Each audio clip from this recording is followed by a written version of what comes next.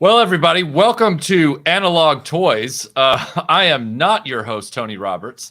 Tony is trying to get a flight to Valaverse headquarters at the moment. So in the meantime, I would like to give it over to his original co-hosts for this to introduce us. GI Joburg, Stephen and Paul, how are you guys? Hey, Mike. Hey. Hello, Iconicon 2022. Good morning, everyone waking up for day 4. It's still day 3 where I am. Weird. Hello, Paul. How are you doing? Good on yourself, dude. I'm so glad I have power. As a matter of fact, this feels wrong. I am going to put you guys top Whoa. that way. If you must, Mike. Mm-hmm. Yes, I must. Balance is out the whole thing. So please continue. Who wants to spill the beans? Where's Tony? This is his channel. These are his YouTube subscribers. What's going on? I know. I'm sure there's a lot of disappointment right now. There's probably some people in the chat going, "Oh, it's the grumpy guy." Like, no, no. As a matter of fact, Tony was planning on hosting this stream from Valaverse headquarters or somewhere near there, and unfortunately, much as South Africa's having blackouts right now, scheduled blackouts. We in this country are having problems getting airplanes in the air. So Tony's flight was canceled yesterday. And so I was up at 3 a.m. driving him to the Atlanta airport for his rescheduled flight.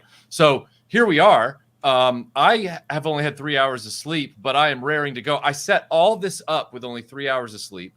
Wow. Matt jumped on from Endless Bullets podcast to also fill in for Tony, and we knew that you guys would be online with us, so we were feeling pretty confident. I'm like when you order Tony Roberts from Wish. I was going to try to do his voice and just hope nobody noticed, but it's such a hard dialect because it's half Australian, half English. So yeah. really Jody, thank you for the super chat. He says just cuz. But yeah, that's where Tony is, we think. So he didn't say his flight had been canceled again. So we're hopeful that he is now on his way to his next destination. And I guess the 4 of us are going to start in on GI Joe, because I know that you guys aren't operating on a full squad this morning because of blackouts. Well, as it turned out, Rob has no power and Paul does. It's operating on a knife's edge at the moment. Sometimes the scheduled blackouts in South Africa stick to the schedule. Sometimes they surprise you. So Paul's with us for now. Fingers crossed that he sticks in the mix. So Paul, you could disappear at any time. Yeah, like a ninja. Yeah. So what year are you debating in this discussion? The best one, 88. Okay, so good. Yeah. So I that's actually kind of too bad, because I was hoping that I was visualizing in my mind. You're like, yeah. So let me explain to you why Eco Warriors is the best, and then it's like, well, too bad we can't hear that argument. So yeah, that's great. But I hope you stick with us the whole time. So, guys, how do you want to do this? Steven, I know you. Steve, I know you had it in your mind. And Paul, how were you guys? First of all, awesome intro. So you guys clearly have a vision for how you want to couch this. Pumped, Mike. That that flip of the file, or not the file cards, of the card art, courtesy of Paul. Nice tunes as well, brother. Good beats. Thanks, man. The resident beatsmith at GI Joburg, Mr. Paul. Deadly Pencils, Lobsher. I think I'll kick it off because I'm representing the earliest year. Okay. But let's, by way of introduction, just sound off. We already know that Paul is repping 1988. Paul, do you want to just give us the highlight figure and the highlight vehicle from that year, just so that people in the chats who aren't necessarily familiar with the years themselves can ballpark what to expect? Okay, so for 88, the two major things I want to get through to people is that it's an experimental year with a lot of play value, and it's got a gold. Just give me a figure and a vehicle. It's coming. Okay, and then guys, gold Destro, Storm Shadow 88, Hydra Viper. Okay, get your minds on those 3 figures, because those are beautiful toys. I'll be repping 1983. With the caveat that this will include the version 1.5 swivel arm team. Yep. Can you accept that, esteemed Absolutely. members? Well, yeah, because the 1983 swivel arms were a new revision for 83 that carried over. They weren't released in 84, but they were still available in 84. So yeah, totally include those. Absolutely. Well, and 83 was a truncated year for like newer characters too. So yeah, that's absolutely fine. Yeah. Sure. Cheers. Well, if that is permissible, I'd say the high water marks for 1983. The OG mirror face Cobra Commander. Can you beat that? And one of his finest icons. This. But I mean, there's so many to select. Sure. There are plenty of other icons lurking. I loved in 1983. Very elusive, unbroken clips. But anyways, I'm talking about the symbol itself. Anyways, so I'll be repping 1983. Who's next? The next lady for a shave. I'm repping 1984, which is why if you split this table right down the middle, I could only get some of 84's greatest hits in here. But yeah, I'm repping 1984 because GI Joe was finding its stride, as I almost belch into the microphone, and it was it had one of the best mailaways, Hooded Cobra Commander. And look, Storm Shadow was in this wave. I mean, 1984, Storm Shadow, Baroness, Firefly, the Whale. I mean, and the best revision of the Vamp, like I know the Stinger was in this year as well. You had Copperhead come into the line. There's a lot of good stuff in this year. I'm just saying. In 1984, I mean, you were playing with GI Joes and going to see Ghostbusters. Yeah, I was about to say, great year for movies. Yeah. Objection, Your Honor. Pandering, and he's mentioning things that are irrelevant. I know. I'm bad. But anyway, yeah, 1984 is a great year. And a lot of it has to do for me with the vehicle offerings and especially the revision to the Vamp. I had the original Vamp, but I was so jealous of the kid next door who got the updated Vamp. This is probably my favorite vehicle in all of GI Joe. So wow, it was a new pair of shoes on the line. I am repping. In my fashion, I'm going big or I'm going home. Yep, that's right. And what was bigger than GI Joe in 1985? Nothing. With the USS Flag. Every kid in 1985's first piece of furniture. Until you actually try and take a nap on that day. Good Lord. It was. I always tell adult collectors, it's furniture. Don't kid yourself. You're going to be moving around it and arranging the room around it. You know, that's what Joburg should do next. First Joburg made the flag float. I think Joburg should, and this is just a friendly challenge for you guys. I think Joburg should figure out a way to redo the trusses to make the flag a bunk bed, like a kind of thing you can actually put a mat on and sleep on. Yeah, absolutely. People think I have a devil-may-care with that particular toy / playset, but the truth is, off camera, I am freaking out as that thing enters the water. But Matt, can you give us the high point figure from 1985? Oh, I mean, there's so many. Just one, by way of introduction, so that the people back home know what we're talking about. Should I? I mean, can I? Is it fair for me to throw out the finest figure in the line, 1985 Snake Eyes? Well, that's why I put him at the top. And the muffin top.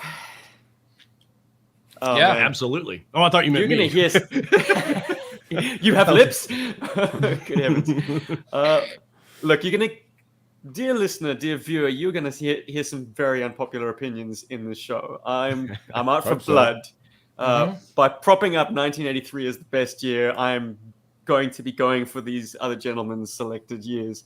And I suppose I'll get the ball rolling by saying that out of the four of us, I think I'm correct in assuming I was the only one not yet alive, not even a twinkle in my mother's eye, when my year was hitting toy shelves.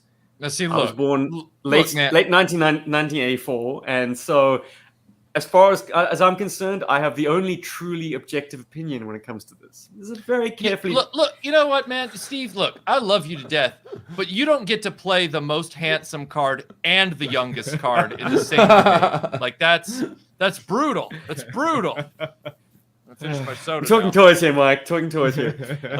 But look, so this is a very carefully deliberated opinion, and so like. This has plagued me a lot to try and talk myself down from the ledge of nostalgia and actually determine for myself what is the greatest year. The most crucial point that I want to get across to everyone at this point is that every other year of GI Joe is propped up by what was done in the year 1983.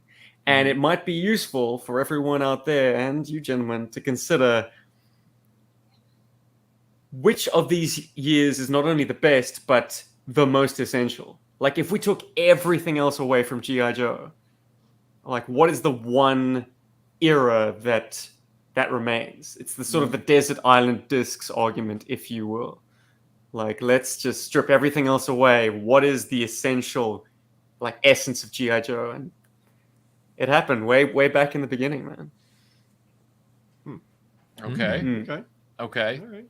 I could couch a different argument later on, but do you want to keep deliberating 83, or is that No. Let's Okay.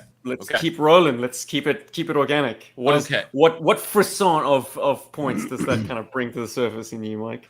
Well, GI Joe was a unique animal. I think we all can agree that it was a fantastic toy line every year that it was around. A real American hero, is a legend. But what made the toy line for kids a little different than the toy lines they were coming off of, like, for example, Star Wars. So Star Wars, they kept all 96 figures in circulation. The whole, as they added new figures, they never took any away. And other toy lines generally were smaller. So, you know, you had toy lines that didn't last as long, so the figures were already there. Now, He-Man is one of those examples where they took the first few waves away, and it frustrated kids who were still watching the cartoon. So they had to bring some of those figures back finally in their true forms. G.I. Joe from the beginning made it very clear each wave isn't going to stay out very long. So you've got 2 years, maybe with certain vehicles and figures, 3 years max to get them. And you had no way of knowing until they were dust in the wind. So there was this kind of revelatory tension when you were collecting G.I. Joe. It was like, if I don't get these in my Christmases and birthdays and I don't choose the right things, I'm never going to see them again. Hashtag Vamp Mark II, Michael's Sadness, 1984-85. So with that, what I'm saying is the G.I. Joe experience for a child was very different as far as waves and years and everything like that. There were these pockets, you know, we're in the pocket 5 by 5. So with 1983, you also have to consider that some of the stuff, most everything from 82 carried over. Right. So, but there were certain key figures in 83 that, like, for example, Duke was only a mail away figure in 83, even though he was a main character. You couldn't get him unless you were lucky enough to get the mail away version. Roadblock wasn't part of the line at that point, if I recall. That's correct. So there were some omissions. The Baroness wasn't there yet. So there were some omissions that we were all kind of, you know, waiting for. Now, yes, you had things like the Hiss, the Sky Striker, the Dragonfly, the Vamp, and these are all, you cannot debate their importance in the mythos of G.I. Joe.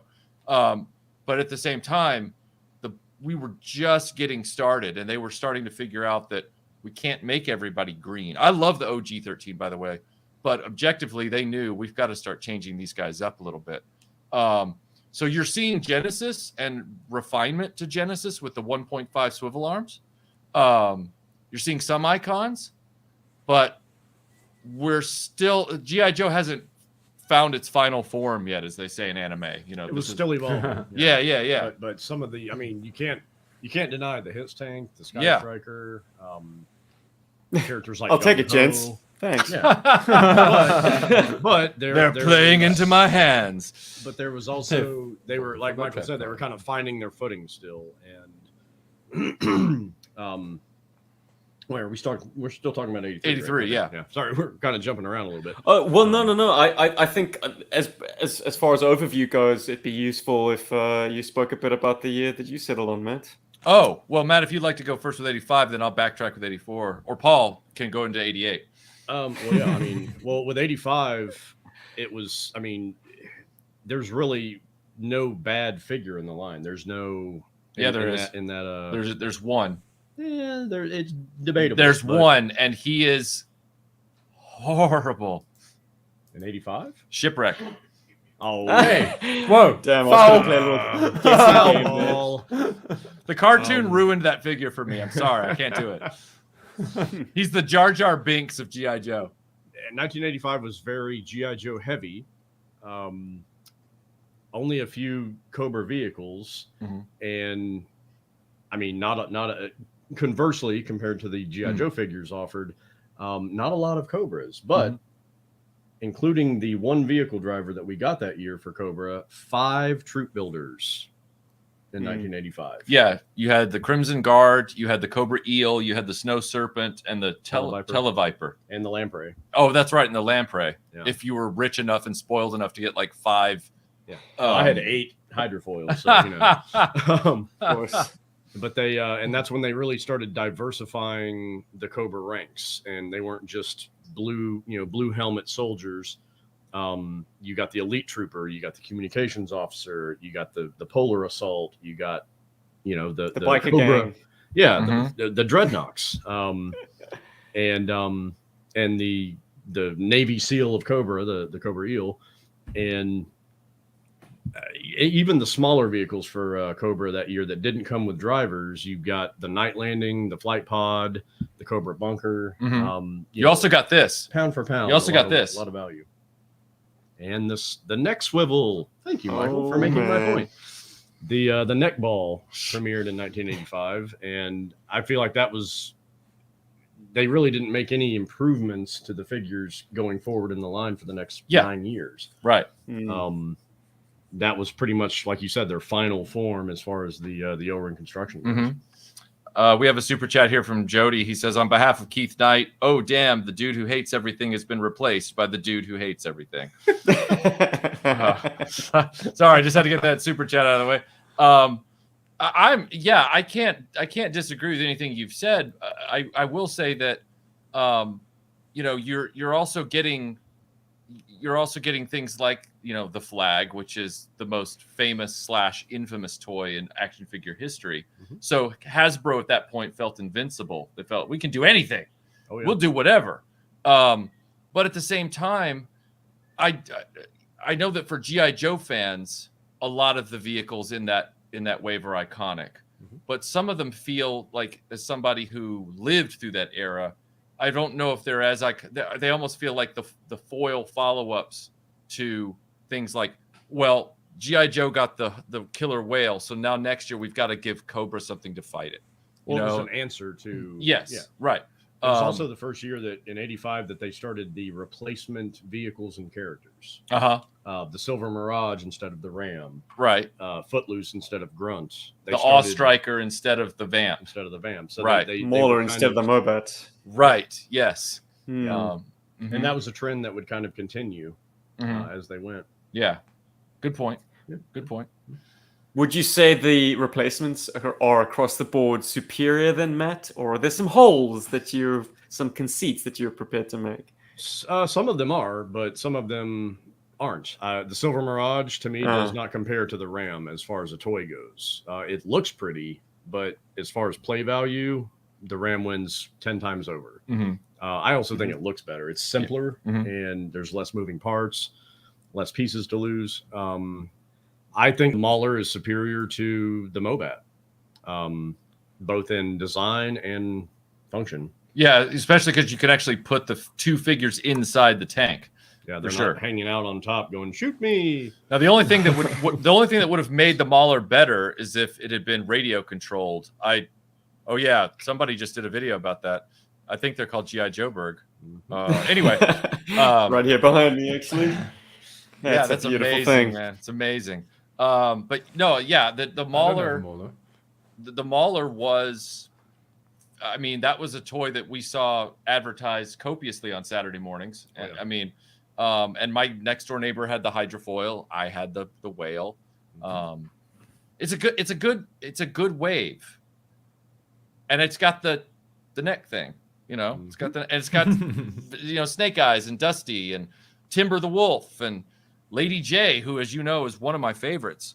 And the specialists really started with that year too, with guys like Barbecue and Airtight that were kind of outside the box. I mean, in 80, 83, 84, you had newer figures, but they were all closer to, Snow Job, Gung Ho, where it's like the Marine, the Snow Trooper, the Halo Jumper, but with guys like Barbecue and Shipwreck and Quick Kick, I mean, who was definitely a response to the Karate Kid. And martial arts popularity in general, it really just kind of spread things out. 84 had Blowtorch, though. Yeah.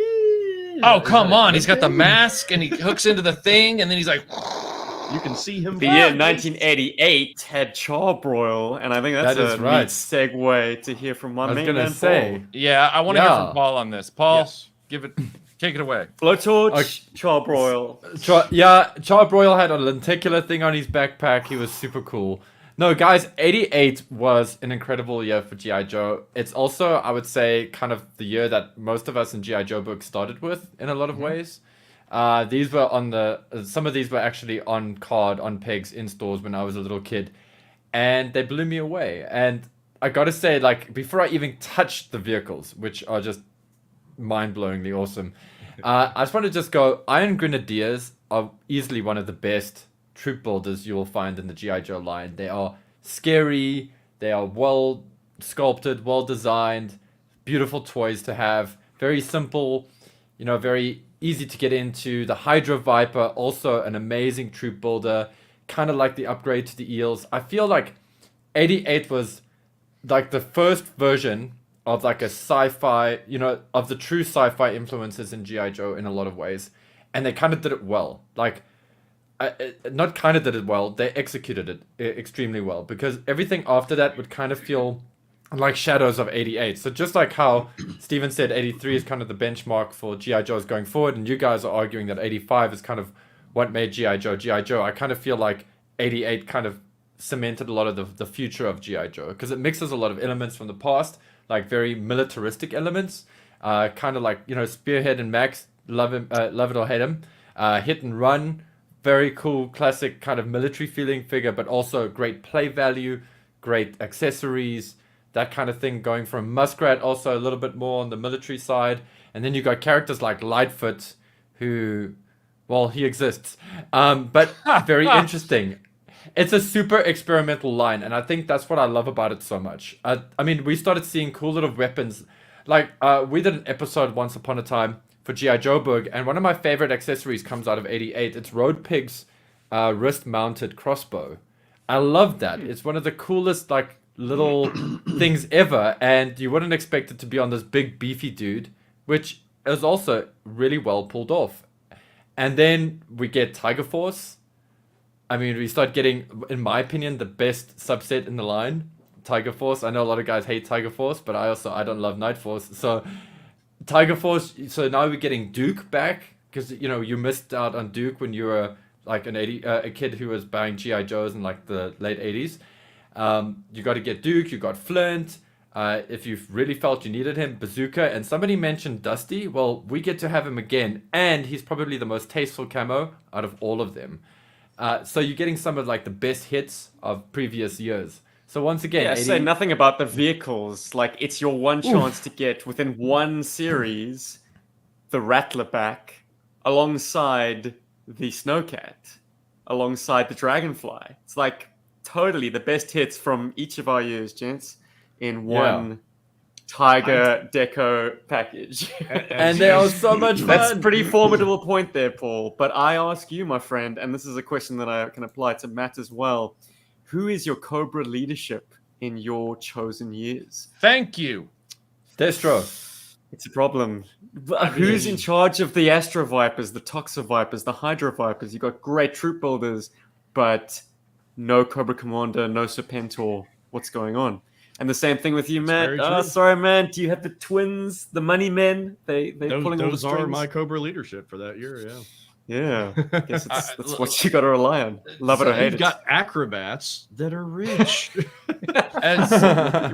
As much as it pains me to hear Zantara, who is a longtime supporter of retroblasting, say that I'm a terrible attorney. On the one hand, I would like to point out that is the ultimate defense for people who say that I'm just an opinionated grump. Notice I am actually, agreeing with them on their points for these lines. And Storm Shadow V2 is great and all this kind of stuff. But Zantara, you haven't heard my argument for 84 yet. We've been going round. So here's the thing about 84. First of all, we do have defined leadership, even though it is a mail away for Cobra Commander. However, we also get Firefly and we get Storm Shadow in the same year.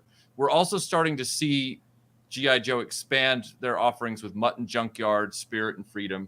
Right, we're getting those iconic characters. Baroness comes into the line as a carded figure at that point.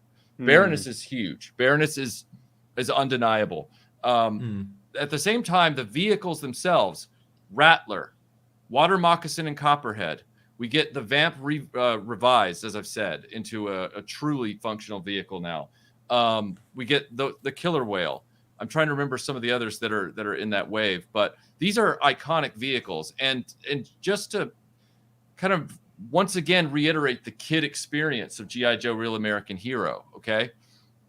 1983, which Steve has already mentioned, was the re-release of revised, improved original 13 plus the Cobra Enemy, and then of course the iconic vehicles like the Sky Striker, everything else.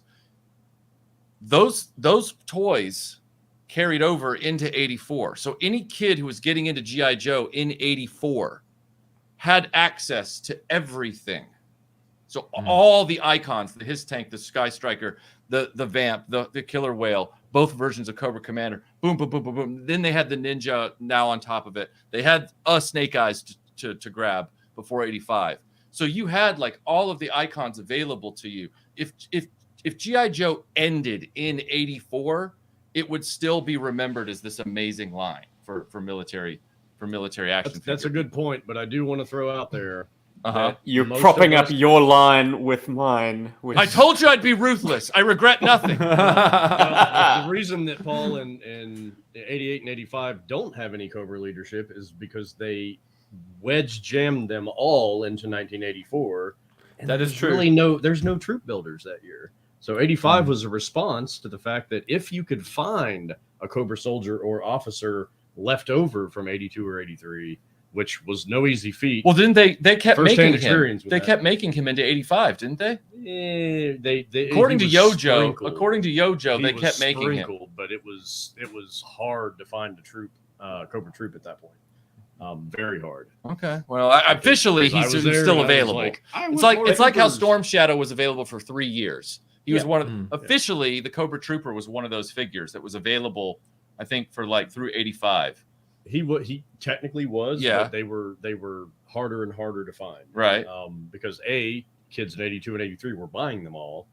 But they were getting into later figures, so they just weren't producing as many. How many of us kids though actually got to troop build?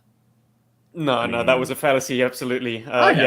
You'd feel cheated if you got duplicates of the same guy if you still had guys that you didn't have yet. Right. But I think I can cure our impasse here, gentlemen. The simplest, most cutthroat way of debating this cleanly is to take each year as an island, like on its own. Is the play pattern within the year of 1984 a complete one or not? I'm going to say not. Is the play pattern within 1985 a complete one in and of itself? I'm going to say not. And the same thing with 1988. I think the truest, most complete, most wholesome play pattern exists in the year 1983, with troop builders essentially on both sides, with an armored vehicle on both sides, with air support on both sides, with leadership at both the highest echelon, Hawk and Cobra Commander, then the middle echelon of Duke and Destro, and then the grunts below that. And in fact, Cobra had more middle management in the form of Major Blood. And Steeler was also an officer. So you had this kind of core of officers and then the rank and file beneath that. You had 2 females by that point in Scarlet and Covergirl. And hey, if you got handy with a Sharpie, she could be a Baroness. Hey, I wonder if anyone's ever thought of doing that, to be honest. In fact, you could do her in blue pen and make her like her original appearance. We can talk about the media appearances. There was a miniseries in 84 and a miniseries in 85, but were they better than the Mass Device? That's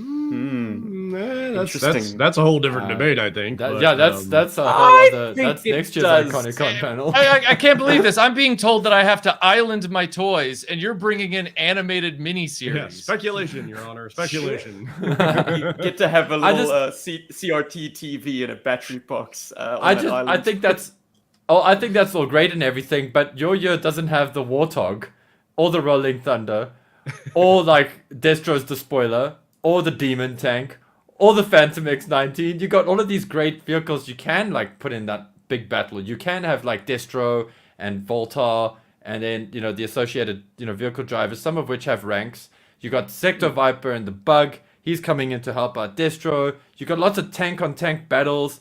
You've got old school vehicles. No cartoon. Who cares? You don't need the cartoon by this point. I mean, we got the secret character called Resentment. We resented not having that stuff, so we just came up with our own thing. I mean, you even got Night Forces bringing back a whole bunch of great stuff. Like the Night Striker, for example, and the Nightshade, for those of us who love the Shark. Okay, Night Raider, take it or leave it. But you've got a whole bunch of like the best old vehicles that you can put into this massive play pattern. You've got these great specialized little teams going on specialized mission.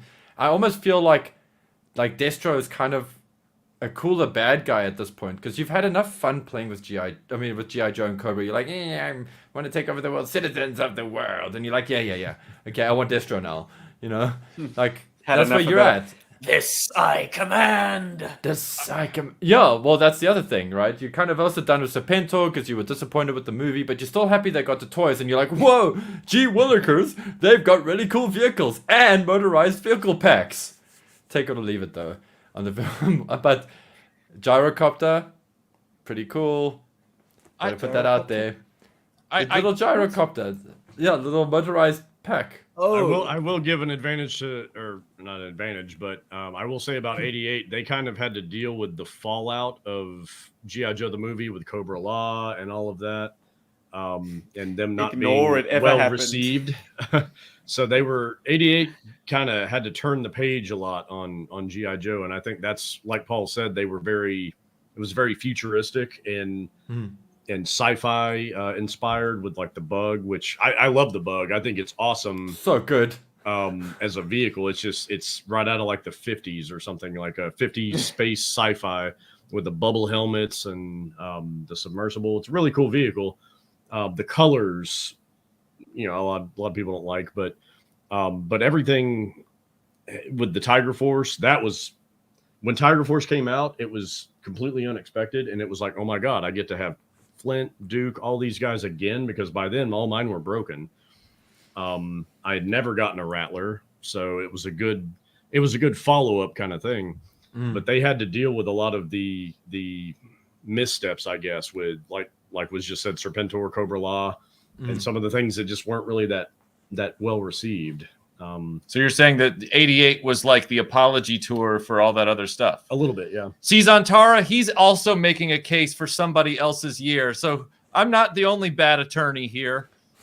Love me. No, but anyway. Crystal ball.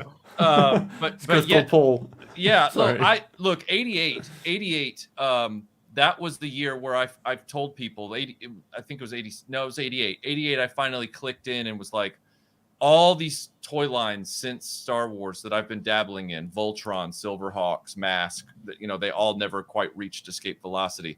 And G.I. Joe was just loyally in the background. Like I would get the whale, but then I wouldn't devote myself to it. And then finally in 88, I was like, it's the girl next door. It's the girl who's always wanted to go out on a date with me. And I just keep trying to, pine for this other person, that's not there.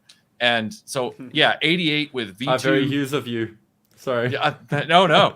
I have and still do my childhood gold-headed Destro with the despoiler, and I had a few Tiger Force vehicles because that was the way I finally got a Vamp Mark II. Was I got the Tiger Sting and I got the Snowcat through Tiger Force. It is kind of a bizarre visual shift, though, because you've got GI Joe is now basically declaring we have air, ground, and water supremacy. We want to be seen coming, and it's like, whoa. Whereas that's not what you really see in the military. I think that's why I feel like 84, while they were differentiating some of the Joe characters, they were still fairly grounded, like Recondo.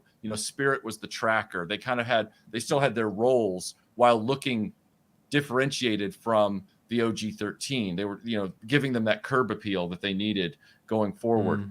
Now, I do have a question for you, Steve. You were talking about how 1983 has the perfect setup of vehicles so that everybody kind of has a checkmate thing, right? And I get like Dragonfly, Fang to a degree, but Sky Striker to what? Fang. Well, to that, my friends, I know that HasLab isn't your thing, Mike, but they've recast the Sky Striker as a Cobra vehicle. Sacrilegious, I know, right? That's not an 83. That's not an 83. Objection, Your Honor. The vehicle is in 1980. Speculation. Like, okay. I think if you wanted to have jet-to-jet combat in 1983, what kids did is they put a Cobra figure in the cockpit of the best friend Sky Striker, and all of a sudden you could take to the skies and have your jets dogfight. You can't have your Hashtag jets. toy hijack. Exactly. Okay. Guess what? In 1984, Joe's hijacked a bunch of Rattlers, and then in 1988 they put Tiger Stripes on them.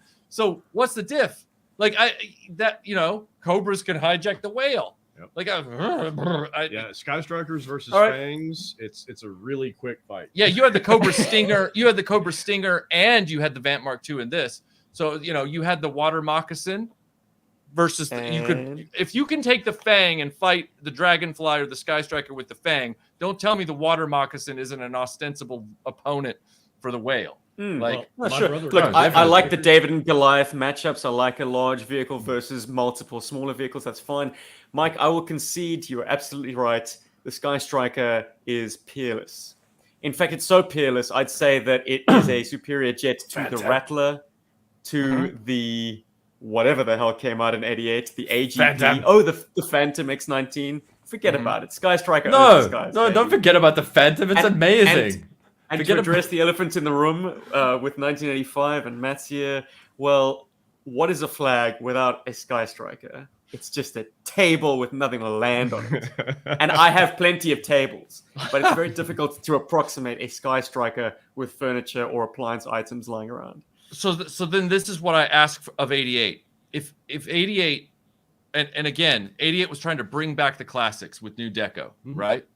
So if 88 was so refined and reasoned and they finally had their game on, and again, there were certain figures in that line that I really loved, like Storm Shadow V2 and some of the vehicles that you mentioned, Paul.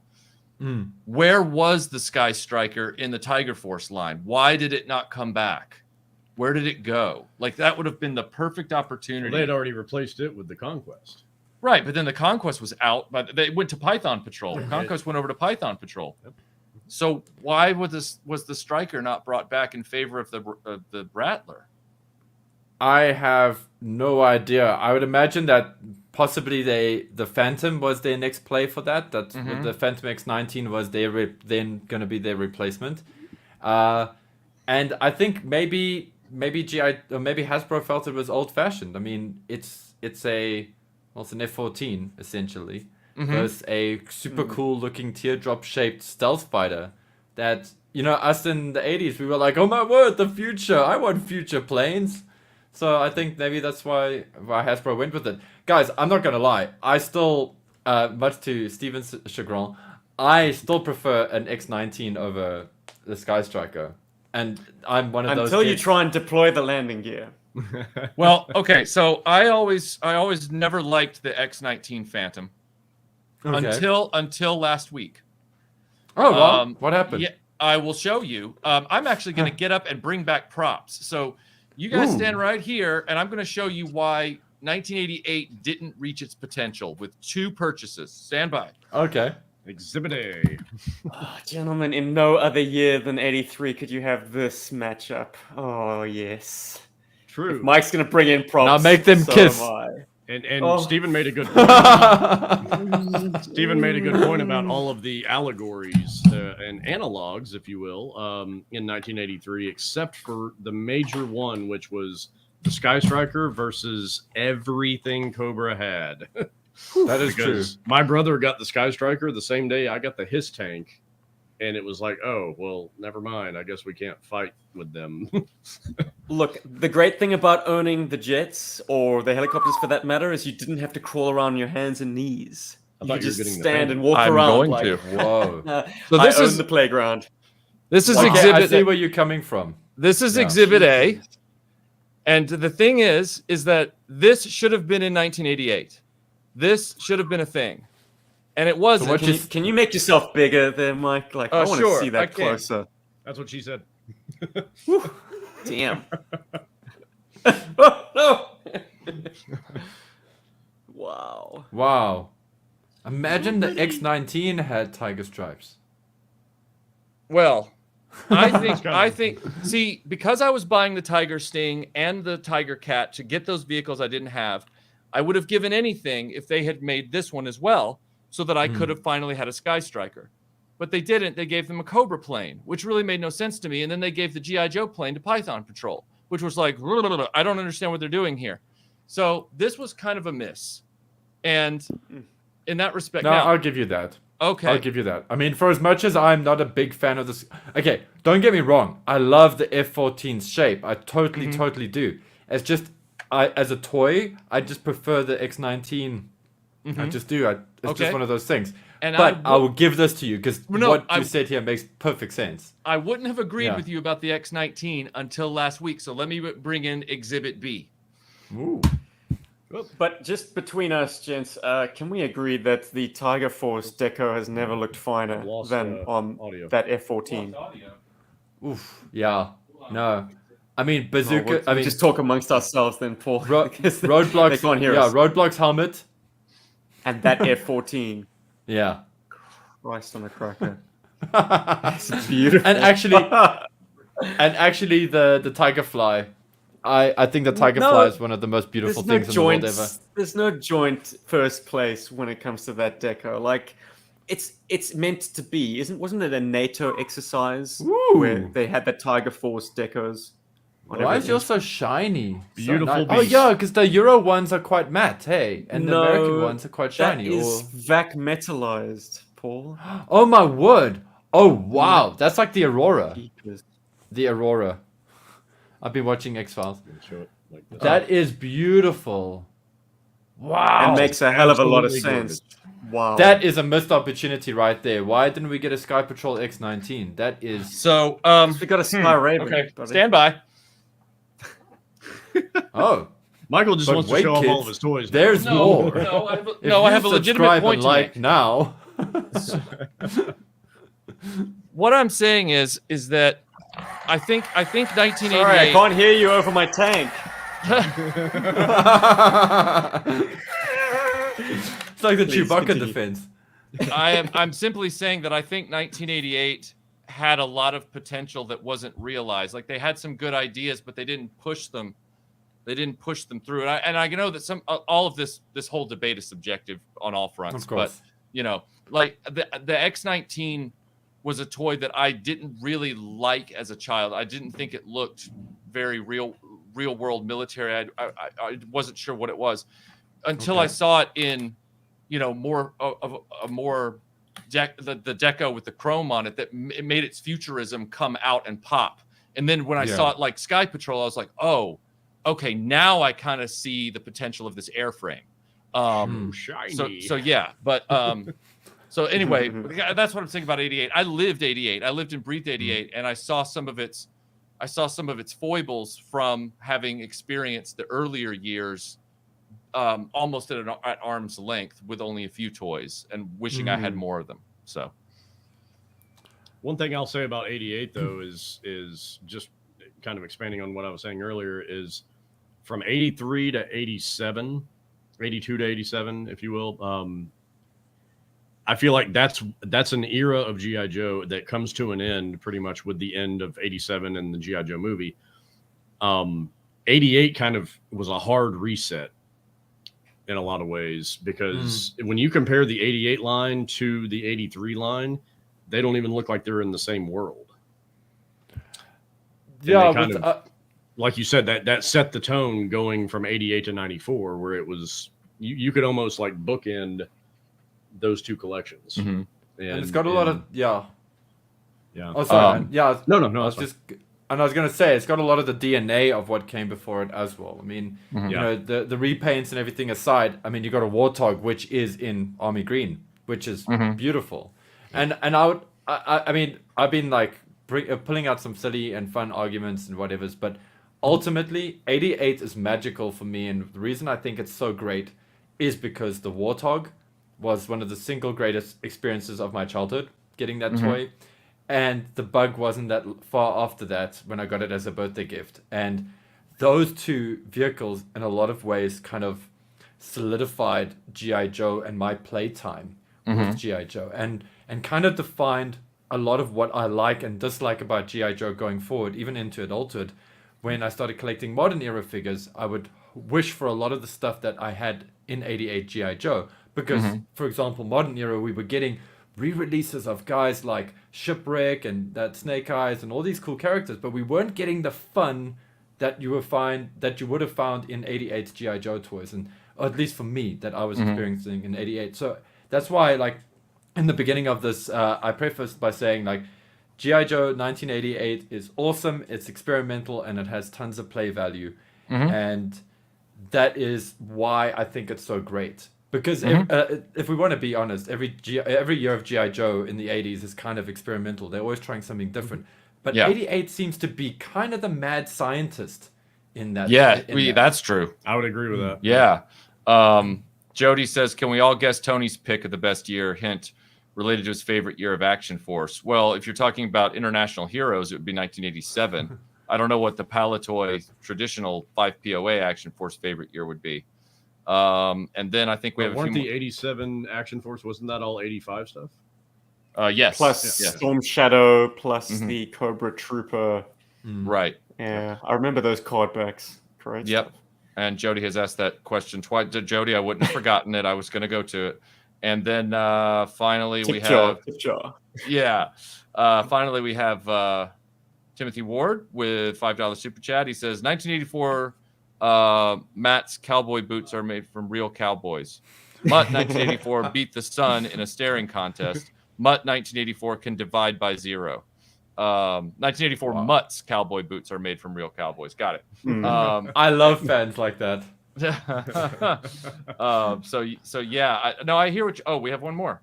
So is that to say Mutt is like the Chuck Norris of G.I. Joe? It's not Outback. Spoilers. According to the cartoon, it's Mutt. Well, should we say Chuck Norris is like the Mutt of real life? Yeah. Eric, or should I say Chuck Norris is the real life version of Mutt? Invasion USA. Eric O'Sullivan says, thank you all for Iconicon. You're welcome. Another great year of geeking out together. I'm truly grateful. Yo, Joe, this is so fun, and I believe Michael French that Snake Eyes could be Chuckles. I'm gonna keep pushing that theory until they admit to it. So I'm sorry. Let's get back to the conversation here. So Mutt could do everything in the cartoon. He could fly a Sky Striker, a submarine, and handle a dog. That's right, which is no small feat. No. Hell, couldn't the dog do everything as well? Pretty much. Pilot the Sky Striker. He would like climb into the Rio chair in the back of the Sky Striker. Yeah. Whereas it was proven that guys like Shipwreck could not actually fly dragonflies well or do things like that. He was always screwing up. And Quick Hit could fly a dragonfly, so it's and that's not a smart thing to do barefoot. You should never operate a vehicle or farm equipment barefoot. A lot of pedals going on. Yeah. Well, who have we not heard from the most, Steve? I I feel like we've done some of the rotation. We've done some back and forth. Who would you like to hear from again? I'm playing host again. Well, look, let's do a little quick fire comparative round. Here's something. What is your favorite sculpted accessory piece from your selected year? Ooh. Accessory, like figure accessory? Yeah, let's go a figure accessory. Why? Is there a vehicle piece that... No, then we start getting into minutia. Let's talk about action figure accessory. I like the Muller antenna, the long one. I would say Alpine. I like the railing, the fantail railing on the flag. Yeah, it does complete me. The grappling hooks for Alpine are the highest play value, I think, of any GI Joe accessory. Very good. Yep. And as a kid who had a rock wall in my grandmother's living room that had an archway that went into the dining room, I used those grappling hooks to have Alpine climb the rock wall, and just such a fun accessory. Well, not only did 1984 introduce Zartan, but it also introduced the face mask, so Zartan could disguise himself as somebody else, which is something that they really didn't, from what I recall, replicate in any future GI Joe figure. No, well, not in the original line. Not really. Yeah, they got addicted to hoses and helmets after that, and it just kind of became this whole thing. It was like, so yeah, I mean, honorable mention though for 84, just to give you a little attaboy. Firefly's walkie-talkie. Yes, his walkie-talkie, the backpack that opens up with the tool tray and everything, or sabotage equipment. Yep. But they missed a trick by not making that walkie-talkie fit in someplace because boy, oh boy. Oh, True. geez. I still don't understand why. Yeah, and I still don't understand why Storm Shadow's backpack opens. I'm still not sure about why they did that, but yeah. But at least it does, I guess, as a useless fun feature. I Maybe think you were supposed to get some included rope. I think you were supposed to be able to bend the nunchucks in half and put them inside there, but anybody that tried that, don't try that with the recent Hasbro Pulse ones either. Don't get two half nunchucks. Yeah. Paul, your favorite accessory piece, my friend? 88. First prize is gonna go to Road Pig's wrist-mounted wrist-mounted crossbow. Absolutely love that piece. Yeah. So overjoyed when they did a modern version reissue for the 50th anniversary. But I think a good, that comes in close in second place has got to be Repeater's Steadicam gun. Smart gun, yeah. Yes. I love it so much, and it's even cooler if you saw Aliens as a kid. If you're allowed. Have you been able to adequately get him to wield it though? It's awkward. You have to choose. It's either this hand or the backhand that holds it. You can't really get. You can, but it's like. Yeah. And then that's why it's second place, by the way. And then Hit and Run. Hit and Run's accessory is so great, and the reason that's not in first place is because I was much older when I got to actually experience the vintage Hit and Run, and that loop in his belt, on his torso, on his waist. That's supposed to assist that whole string rappelling action and everything. I wonder if I would have enjoyed that as a kid as much, and that's why I think it's fair to put it in third place there, definitely. But it's a great accessory, and it's a good melding of toy and accessories. They are one now. Hit and Run is a great figure, but 1988 had the Rolling Thunder, which was a nuclear missile vehicle, which made GI Joe war criminals. So I don't know. I don't know if Hit and Run's accessories balances out that crime. Wolfie here says, I loved playing with my cluster bomb ICBM nukes on my cousin's. There we go. Motu Ghostbuster mini, a toy wiped out by here's Merv. Yeah, see, I don't know if that's in line with G.I. Joe's mission statement. Steven, what's your favorite accessory from 83? Well, it's hard not to mention the ubiquitous XMLR laser rifle included with Snow Job. I mean, if you are Sunbow hardcore, if cartoon is your sweet spot when it comes to G.I. Joe, you just want to army build that accessory. Give it to everybody. From Sergeant Slaughter to Duke to Hawk, everybody from every series needs that gun. But I've always settled on Destro's pistol to be knew the it. most beautifully molded piece that GI Joe has ever produced. That Yeah, barrel I is can't argue so with that. fine. The little magazine at the bottom of it, it's not only the best pistol, but I'd say the best molded piece for me, at least. And it goes to that exceptionally regal, beautiful chrome face Destro. I do love D1, his man, you backpack, can't beat too. that. Mm-hmm. Yeah, it's a good. Yeah. It's a good piece, but it's the one that you can almost do without. Like Destro in that appearance, just with that elegant gun. It's got the flavor of the Han Solo, but with a far more refined barrel. It's got a bit of James Bond in it too, which I think. Yes, absolutely. Well, like like Connery was often posed with a very slender pistol, Walter. not the PPK. It has whatever it was. It was Yeah, it almost I'm looked sure like almost looked like a targeting pistol, It was like a target pistol. Buckmaster target pistol. Yeah. Like yeah, very very fine piece, and yeah, I mean, definitely a sense that I get from Destro's pistol in that. But yeah, look, it's Zartan's pistol is my second favorite pistol, but by a hair. I'm gonna once again go 83, baby. Eric O'Sullivan says, "Do we have any favorite Sears exclusives? I always wanted that red Hiss tank. I never got that." Yeah, the cat was really good too. The black Yes. Yeah. Yeah. Just in case you thought glass canopies on Cobra tanks was ridiculous, you could get a black like Mobat, which was I would love to. outstanding. I would love to have that Canadian 1983 all black vamp. All from black, Cobra. Yeah. But I don't have a second mortgage to take out to get that. So, yeah. Now, what about mailaways, guys? We haven't talked about mailaways. So, in '83 we had Duke as the mailaway. In '84 we had Hooded Cobra Commander. In '85, Major Blood as Sergeant well in Slaughter. '83, I think. say Yes. that again. I think Major Blood might have been a mail away in 1983. Yes, so you as had well. yes, that's right. You had two mail. Although Major Blood was also offered carded in '83 or in '84. Okay, and then you had Sergeant Slaughter. Yep. And was there? I guess by '88 it was Steel Brigade, right? Super Trooper. Super Trooper. Oh, okay. Yeah. Yeah. I'm If not you guys gonna ever win that seen the one. commercial for that, it's delightful. Oh yeah. It's live action, and this guy Guy throws people into boxes and stuff. Yeah. He's going ham, man. Yeah. It's I was so excited for Super Trooper when I saw the offer and everything, and didn't know what he looked like.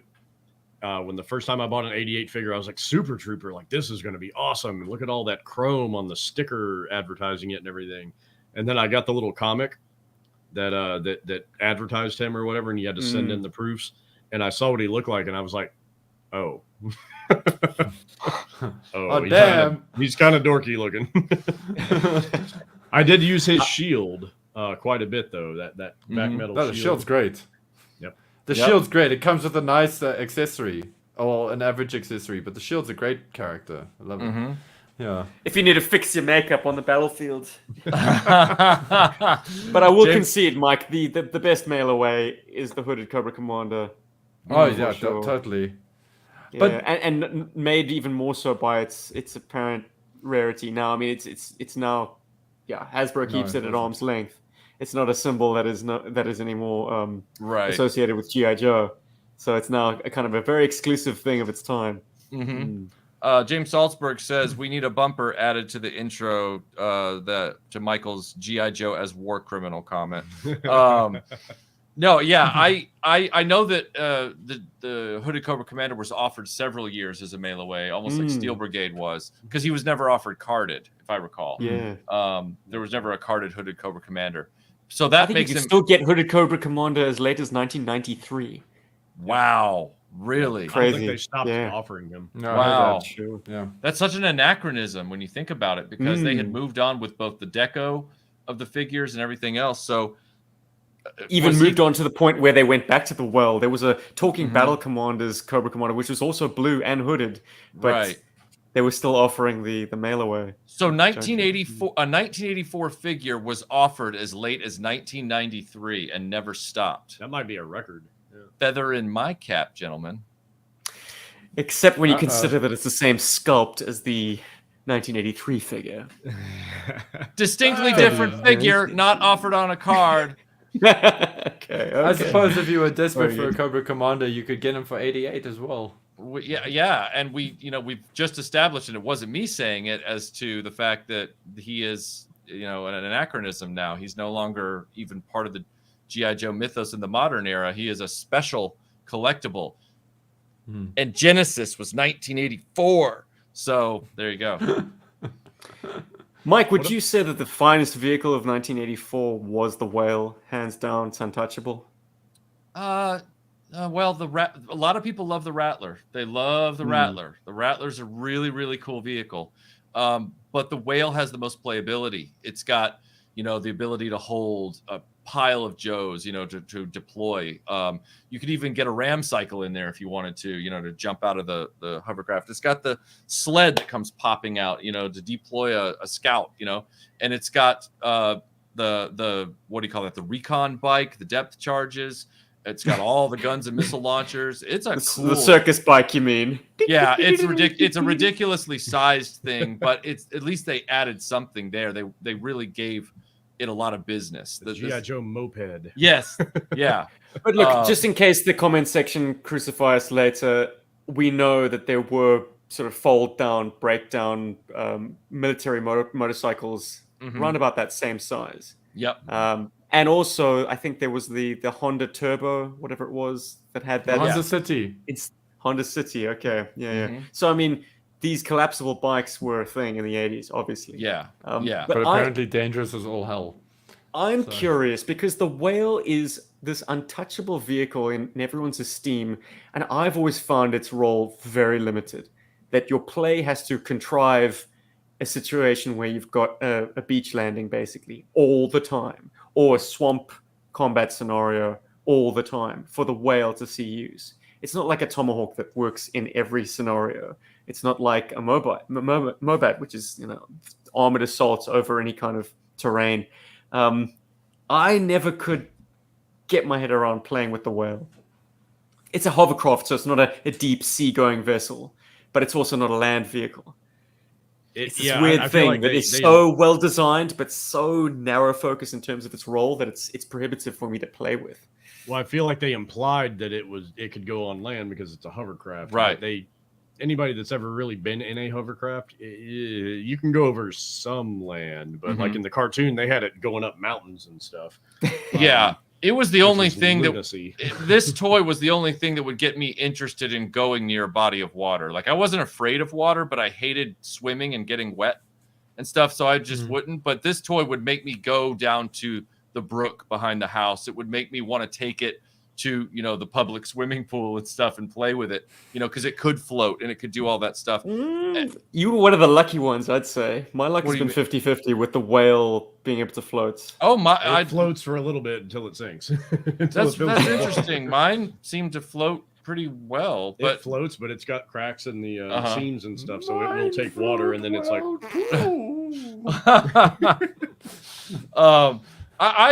And again, Steve, you're talking earlier about the fact that you're objective about 83 because you weren't even alive for it to be around, so you look at it through a different lens. As a kid who was totally wrapped up in Star Wars, through 1985, I had to look back on all this stuff that I know I missed out on. I never asked for a Sky Striker or a Vamp Mark II or this or that. The only thing that I grabbed was the Killer Whale, and then I abandoned GI Joe again for another 4 years. So looking back, there's also this kind of objective distance from it from childhood myself, where I go, it's. Did your Whale ever have combat against TIE fighters and X-wings? No, I didn't mix issues. I didn't mix issues as a kid. I was. My brother had a Hiss tank, and he got that from a mail-away offer, one of the mail-away send-away. Speaking of mail-aways that endured, the Whale was offered, I want to say, until like 93 as well. Really? Yes. That is true, yeah. Yep. Almost every year. Same pamphlet. Mm-hmm. It was, what was it, the something in the wilderness? Yeah, it was Paul, like you know the one. Terra in the Tundra, and then there's also the think it's Terror in the Tundra. That's the one. Or Trouble in the Wilderness or something. Chasing 80s Toys is with us. He's asking, can we hear Paul's impression again as Storm Shadow, proving the jury he is a ninja and actually is Storm Shadow? Yo, Joburg, PS X19 rocks. 1988 is the best year ever. Don't let anybody fool you. It's a mind trick. Vanish. Be a weapon. I want to hear Paul do that voice and say, Opie? Andy? Because it sounds so much like Aunt B from the Andy Griffith Show. Right, yeah. Opie? Andy? Oh, I can't help it, man. I blame it on that first episode of it was one of the first episodes I ever watched of the cartoon, was Storm Shadow going, a ninja is a weapon. Yeah. Yeah. And it's just stuck with me ever since. Yeah. Mm-hmm. I have a question for all of us. Sorry, Stephen. What, in your estimation, for each one of us, is your least favorite figure or vehicle from your respective year? Oh, that's very easy for me. Hold on. Today it will be Wildcard from 1988. Sometimes it's That was too easy, Paul. Honestly, there were some serious stinkers in your year, so this is definitely counting against. No, there's only Wildcard and Windmill. I can actually stomach Skidmark. Yeah. You like the Nullifier? Ooh.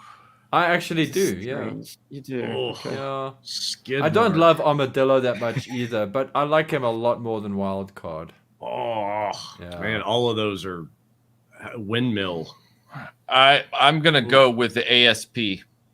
I mean, I know it was a mainstay of the Cobra arsenal, but I found the ASP to be underwhelming as a design because it had to be towed by something else. And when you position it does that weird thing like the Slave One where it kind of has to change into a vertical position. And it was just clunky and kind of fragile in places. And it was more of an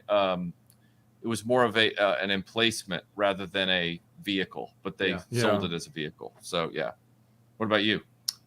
I'm gonna say reluctantly, because I think the 85 line is so solid. I'm gonna say Toll Booth. Oh, the bridge layer. Yeah. And even though his functionality as a specialty is perfect, he's a battlefield engineer. The orange hard hat, the kind of overly sexy, like 80% more sexy than he needs to be. The open shirt. The kind of I would have described Toll Booth, but go you, man. Young man. He's all like opened up, and he's like. So you're picking a figure, not a vehicle, as the worst thing in the line. Oh, I said either or. Either or. Okay, yeah. I said, young man, you're gonna be go man to the wire. That's my Village People impersonation. So, for 1983, it's a very soft target, guys. I don't think you'd even call them vehicles, but the Viper and Falcon gliders. Did anyone have those? Did you say soft target? Bad. Wafer thin. 1983, handed us styrofoam slabs. Gonna be great. Yeah, I think Hasbro partnered with Dixie Cup to make those. Exactly. Because they are basically pie plates. Yeah. Yeah, they are. So it's a good call. And played with those one day when I got them. Threw them in the air. Broken in half. Yeah. Did the figure survive? Well, I've got the. Is everything okay? I think so. Okay. I've got the actual pilots for both gliders, including a Viper glider pilot with an intact chest logo. Wow. So yeah. Nice. Yeah, they I'm dead. You're dead again? I can't hear anything. Oh, hold on. Nope. Hold on. We're trying to get his I see what's going on. Nope, you're out. Let's try it. Are you in? That's better. Stand Yeah. still, Okay. Steve. They'll think that we've glitched. No, you're fine. It was not you guys. He just couldn't hear anymore for some reason. I could hear, but he couldn't hear. I'm back. You're back.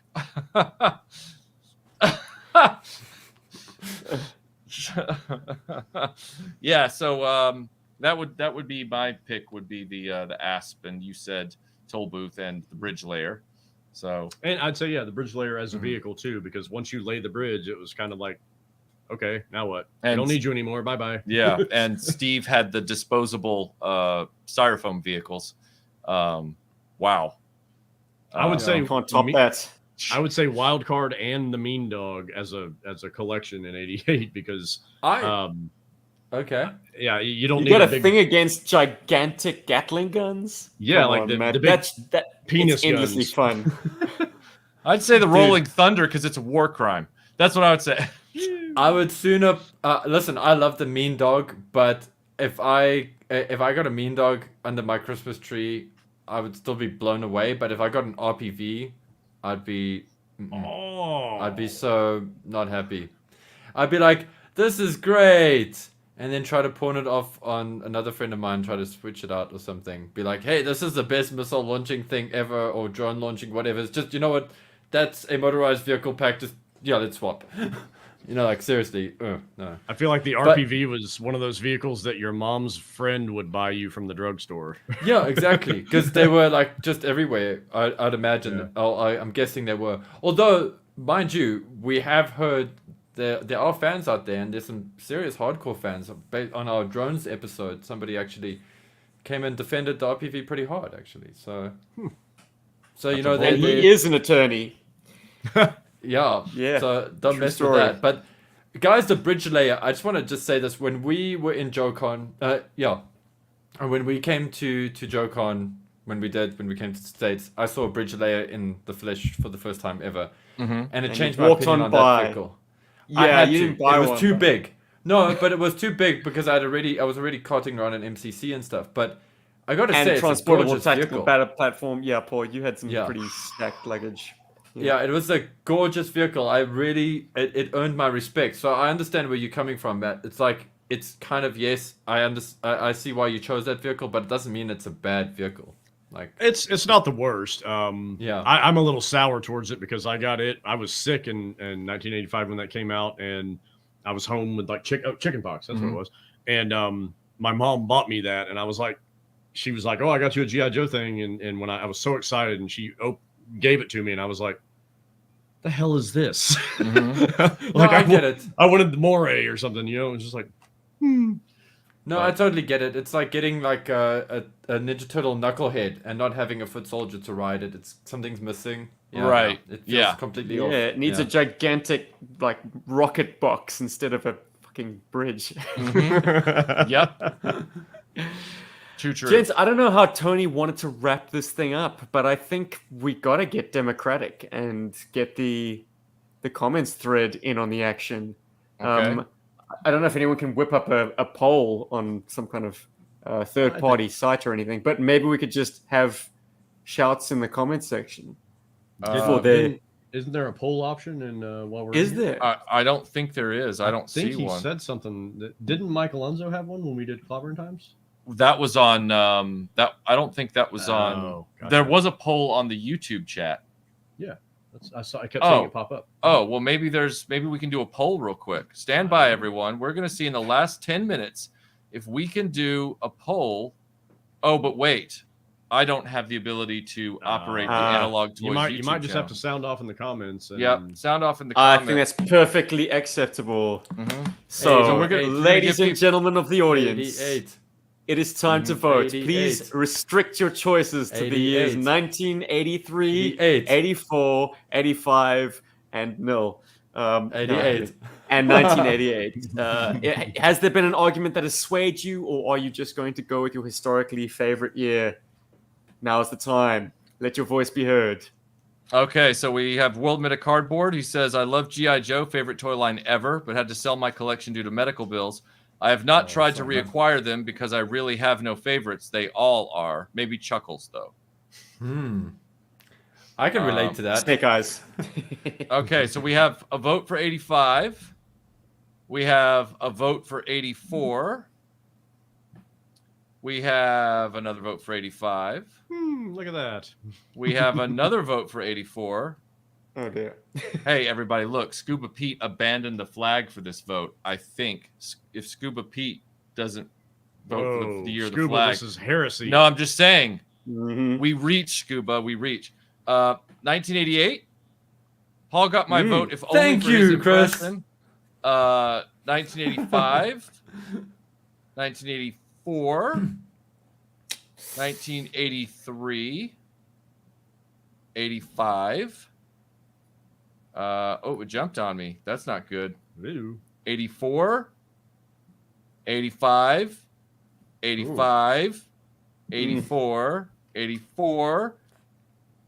Tim's trying to trick me. He voted twice. 84. Okay, so 88.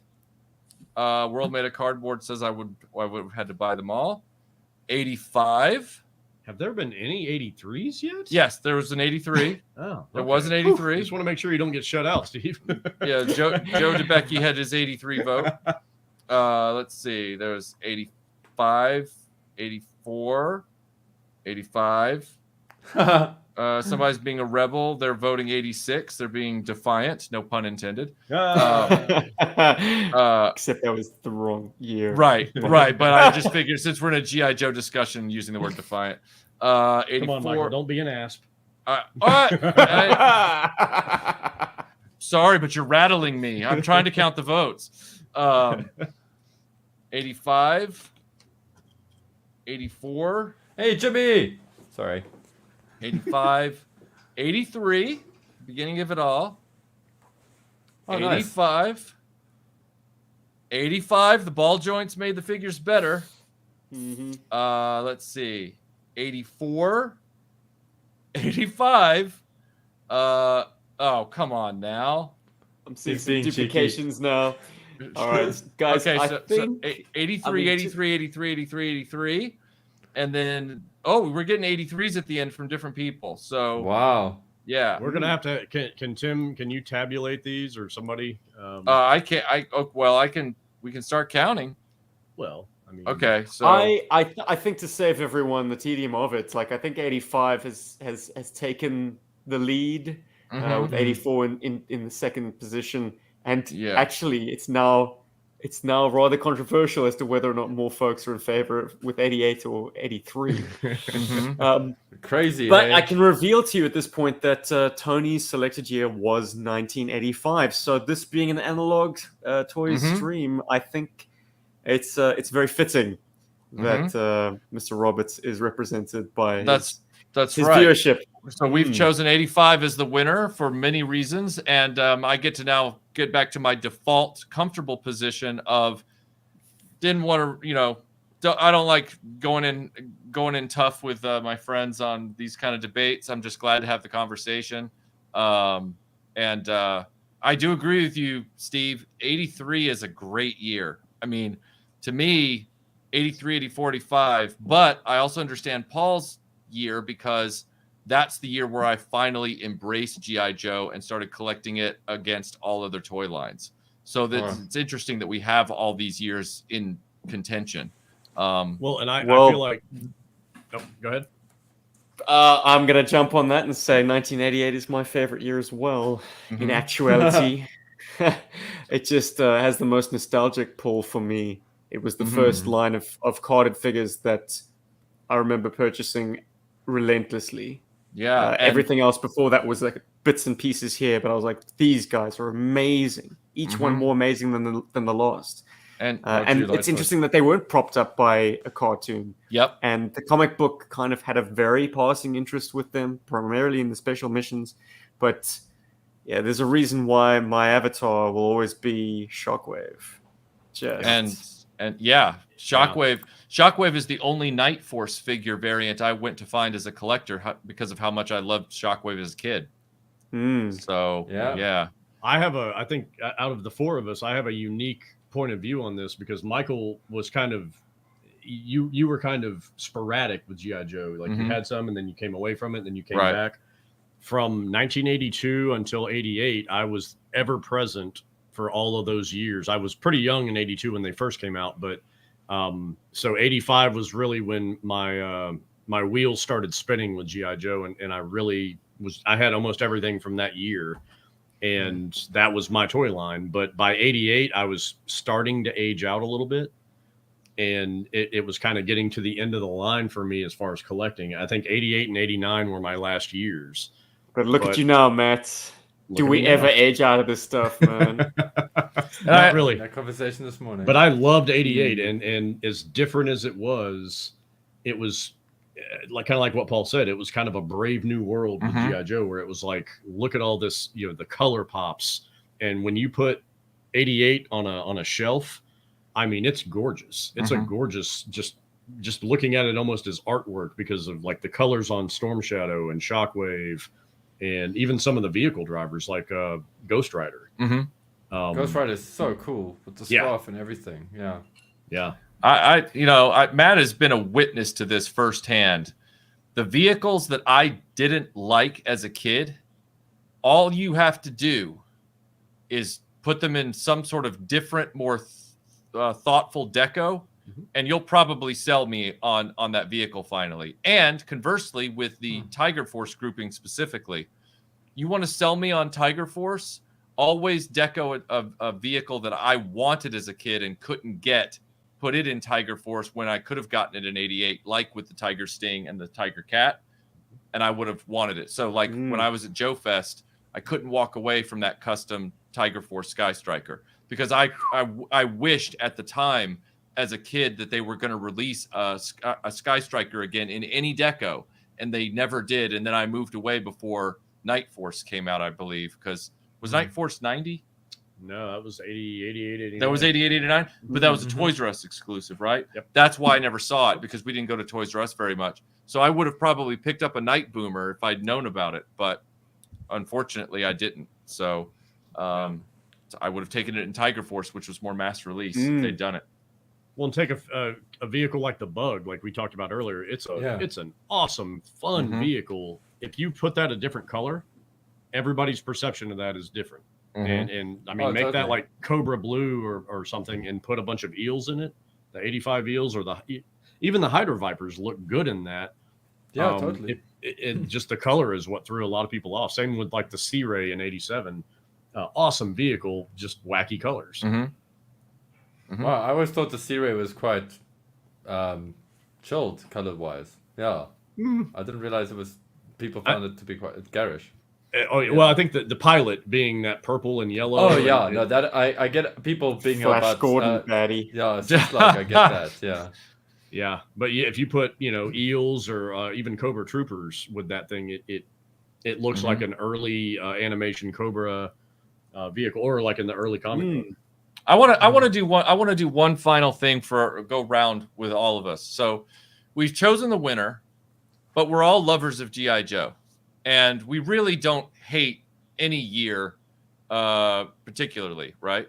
No. So what I'd like everybody to do, if that's okay, is name your favorite piece, whether it's a figure or vehicle, from each of the years that we've debated.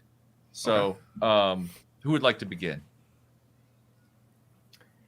In other words, why each year is great by focusing on one thing. So for one you from personally, each year, one figure and vehicle, or figure or vehicle. Whatever you'd like to say, but like what is there? What the one thing in each year that you really do admire, that you really do like? I'll go first, I guess. Okay, sure. 83. I'm gonna say Snow Job. I just loved that figure. I love the skis. I love how kind of unique he was, and that, I mean, he was a little bit out of place with all of the green shirts and everything, and he was the first really like hard specialist that they had. From 84, I'm gonna go with Spirit, just because, again, I love the eagle, I love the arrow rifle, I love that. I mean, we had gotten a Native American with Airborne already, but I just loved the his whole like design and everything. I thought it was cool. 85, all of it. 85, I'm gonna say the All Striker. Actually, I love the All Striker.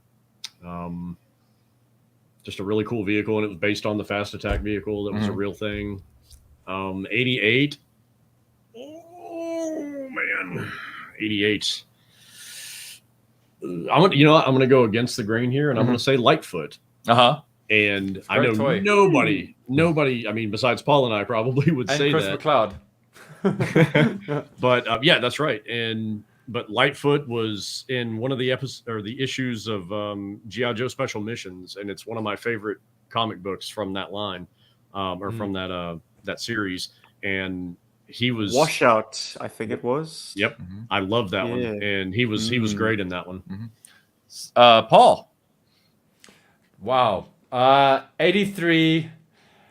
83 is a little bit easy. I'm gonna try and keep it to like 1 or 2 on each of these. But Doc, I absolutely love Doc. I think that character has so much swagger. I've always, when I had him in hand, I was like, this is an amazing toy. And also Snowjob. I love Snowjob from that line. 84. This is super hard. I'm gonna say one figure. Baroness Storm Shadow Spirit. No, joking. Storm Shadow, absolutely love Storm Shadow from 84. Such an incredible toy. Was really happy that they did this because now I have a stunt Storm Shadow to play with. But yeah, Storm Shadow 84. You refer to the Hasbro Pulse. Hasbro Storm Pulse Shadow. retro version, yeah. That's my stunt Storm Shadow now. 85.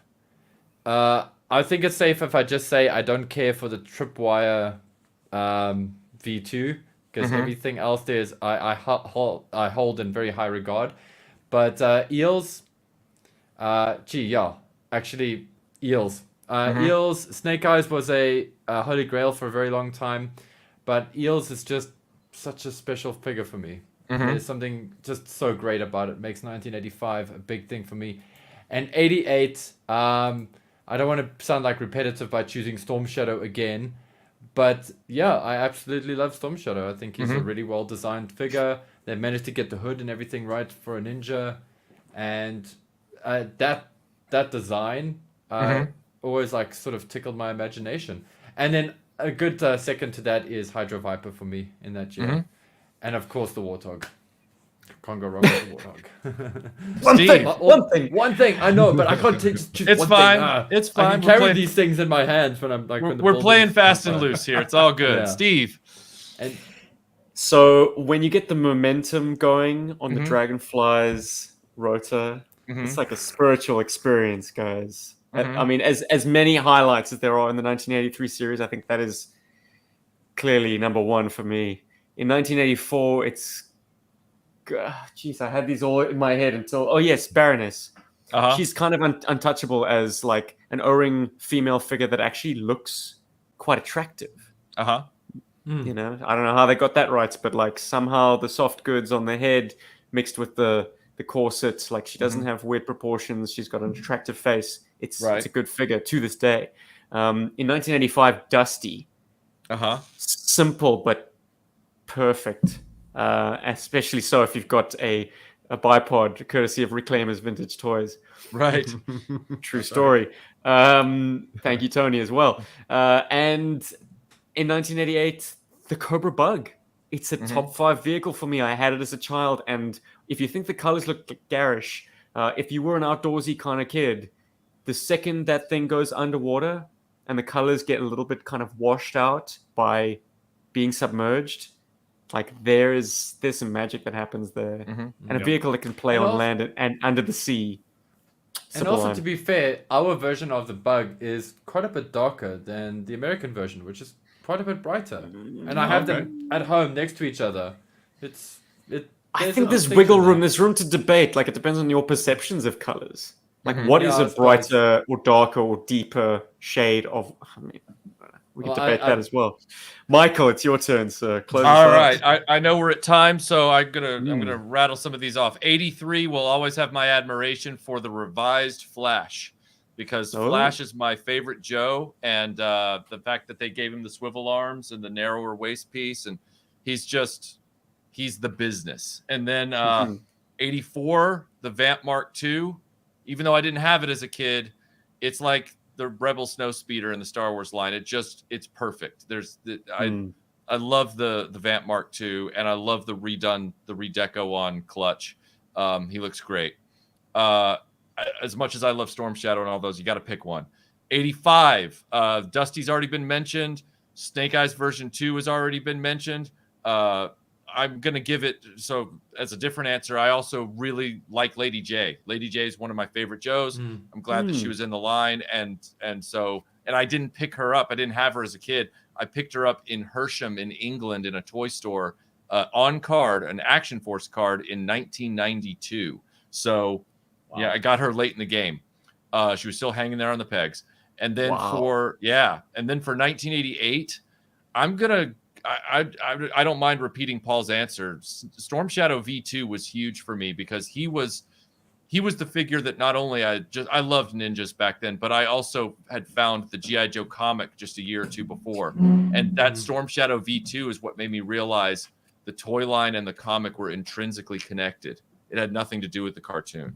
So yeah, Storm Shadow V2 for 1988 is my top one. But which is the true Storm Shadow? Is it Paul's or is it Steven's? Oh my goodness! I am the true We're seeing double. We have two final super chats from Zantara. Wow, thank you, Zantara. I'm sure Tony will be very grateful.